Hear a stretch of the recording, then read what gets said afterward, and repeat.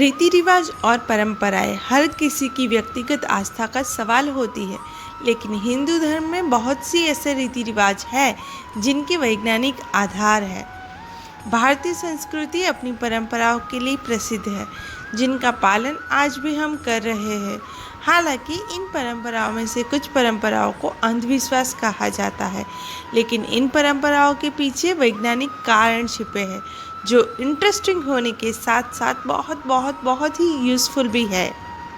इस टॉपिक पर already 2 videos बना दिए हैं, पर बहुत से लोगों के मुझे पर्सनल मैसेज मिले हैं कि मुझे इंडियन कल्चर और साइंस से रिगार्डिंग और इन्फॉर्मेशन लोगों के साथ शेयर करनी चाहिए। कुछ इन्फॉर्मेशन इस वीडियो में और कुछ पार्ट 4 में आपके साथ शेयर करती हूँ, ताकि ये वीडियो ज़्यादा लंबा ना हो और आप शॉर्ट टाइम में इस इन्फॉर्मेशन को जान पाओ। So without any further delay, let's get started with our daily routine culture with science। तो स्टार्ट करते हैं इस क्वेश्चन से कि हम माथे पर कुमकुम या तिलक क्यों लगाते हैं। महिलाएं एवं पुरुष माथे पर कुमकुम या तिलक लगाते हैं। साइंस कहता है कि आँखों के बीच में माथे तक एक नस जाती है। कुमकुम या तिलक लगाने से उस जगह की ऊर्जा बनी रहती है।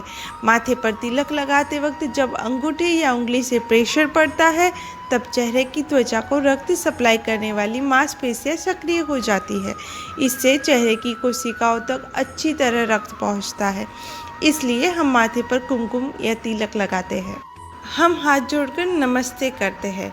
तो हाथ जोड़कर नमस्ते करना हिंदू धर्म की प्राचीन परंपरा है और एक सभ्यता है। दोनों हाथों को जोड़कर नमस्कार करने से आप सामने वाले को सम्मान भी देते हैं। साथ ही साथ इस क्रिया के वैज्ञानिक महत्व के कारण आपको शारीरिक लाभ भी मिल जाता है। जब हम दोनों हाथों को आपस में जोड़ते हैं तो हमारी हथेलियां और उंगलियों के उन बिंदुओं पर दबाव पड़ता है जो आँख, कान, नाक, दिल आदि शरीर के अंगों से सीधा संबंध रखते हैं। इस तरह दबाव पड़ने को एक्यूप्रेशर मेथड भी कहा जाता है। इस तरह नमस्कार करने से हम सामने वाले के स्पर्श में भी नहीं आते, जिससे किसी भी प्रकार का संक्रमण होने का खतरा भी नहीं रहता है। इसलिए हाथ जोड़कर नमस्ते करना हमारे सभ्यता का एक हिस्सा है। जैसे हम नमस्ते करते हैं दोनों हाथों से, वैसे उन्हीं हाथों से हम लोगों के चरण स्पर्श भी करते हैं। एक्चुअली अपने आप को विनम्र करना, भगवान से लेकर ज़्यादा उम्र के लोगों के चरण स्पर्श करने की प्रथा हिंदुओं में सर्वप्रथम है। यह संस्कार बचपन से ही सिखा दिया जाता है, लेकिन आजकल नई पीढ़ियाँ संस्कारों को बोझ के रूप में लेती है। पर अकॉर्डिंग टू साइंस, सभी मनुष्यों के शरीर में मस्तिष्क से लेकर पैरों तक लगातार ऊर्जा का संचार होता है। इसको कॉस्मिक ऊर्जा भी कहते हैं। ऐसा करने से पैर छूते वक्त हम में सामने वाले की ऊर्जा का प्रवाह आता है और उनकी पॉजिटिव एनर्जी हमारे समक्ष भी आती है। अब बात कर लेते हैं कि हम ज़मीन पर बैठकर भोजन क्यों करते हैं। भारतीय संस्कृति में धरती पर बैठकर भोजन करने की परंपरा है। इसका वैज्ञानिक कारण ये है कि जब हम धरती पर दोनों पैरों को मोड़कर बैठते हैं तो इस अवस्था को सुखासन या अर्ध पद्मासन कहा जाता है। मतलब ये आधा आसन होता है, आधा प्राणायाम होता है।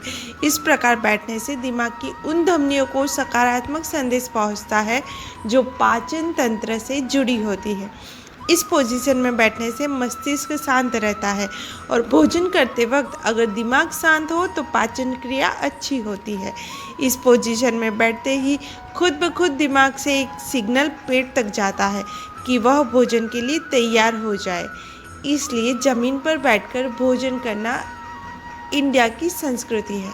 भोजन की शुरुआत कर ही ली है तो आइए इस क्वेश्चन का आंसर भी ले लेते हैं कि हम भोजन की शुरुआत तीखे से और अंत मीठे से क्यों करते हैं।